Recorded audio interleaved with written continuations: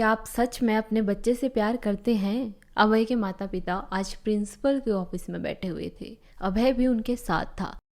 Principal ने अभय से कहा कि आपका बच्चा बहुत बड़ा मूर्ख है, डफर है, इसे कुछ नहीं आता। क्लास में सबसे कम मार्क्स आपके बच्चे के आए हैं।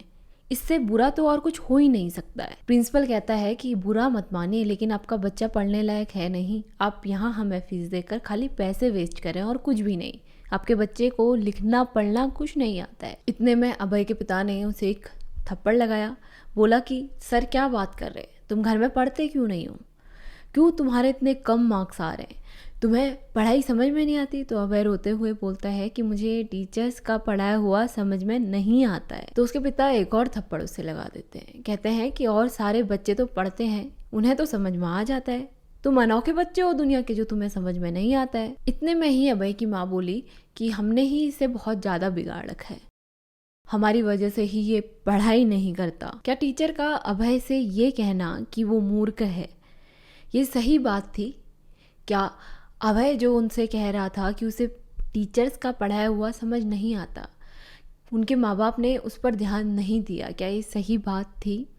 हो सकता है कि अभय सही कह रहा हो कि उसे टीचर्स का पढ़ाया हुआ समझ में नहीं आता हो। जरूरी तो नहीं कि हर बच्चा पढ़ाई में अच्छा हो, या हर एक इंसान एक जैसा तो नहीं हो सकता। कोई बच्चा बहुत ज़्यादा होशियार होता है, कोई एवरेज होता है, कोई नॉर्मल बच्चा होता है जिसे बहुत जल्दी चीज़ें समझ में नहीं आती हैं।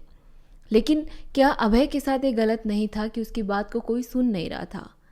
उसको प्रेशराइज किया जा रहा था कि वो मूर्ख है और वही पढ़ाई नहीं करता है, तभी उसे समझ में नहीं आता है। क्या एक बच्चे के साथ ये नाइंसाफ़ी नहीं है कि उसकी बातों को समझे बिना उस पर डांट लगाना, उसे मूर्ख होने का टैग देना, उसे डफर होने का टैग देना, क्या ये सही है? बहुत सारे पेरेंट्स ये चाहते हैं कि उनका बच्चा ज़िंदगी में फर्स्ट निकले। ये ज़रूरी तो नहीं कि अगर उनका बच्चा ज़िंदगी में फर्स्ट निकले तो वो सफल ही होगा। अगर वो पढ़ाई में अच्छा है तो ज़रूरी तो नहीं कि वो और चीज़ों में भी उतना ही अच्छा होगा। पेरेंट्स इस बात को नहीं समझते। काफ़ी पेरेंट्स को ये चिंता नहीं होती कि उनका बच्चा किस प्रेशर से गुजर रहा है, उसे क्या प्रॉब्लम है। वो इस चीज़ को सॉल्व नहीं करना चाहते।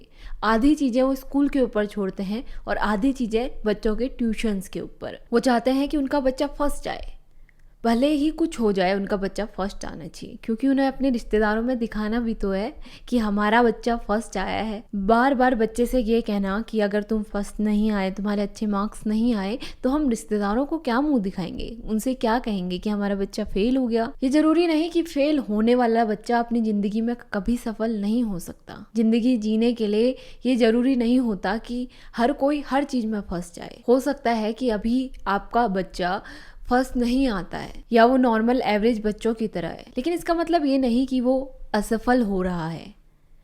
अपने बच्चे को प्यार से समझाइए। जैसे आप सब्जी बनाते हैं तो उसमें हर चीज़ स्टेप बाय स्टेप डालते हैं, ये नहीं कि आप सारी चीज़ें एक साथ ही डाल देते हैं। तो वैसे ही अपने बच्चे को स्टेप बाय स्टेप चीज़ें सिखाइए। एक साथ उस पर जोर ज़बरदस्ती करना, मार्क्स के लिए प्रेशराइज करना, ये बिल्कुल भी सही नहीं है। तो गाइस, यही थी मेरी आज की छोटी सी कहानी।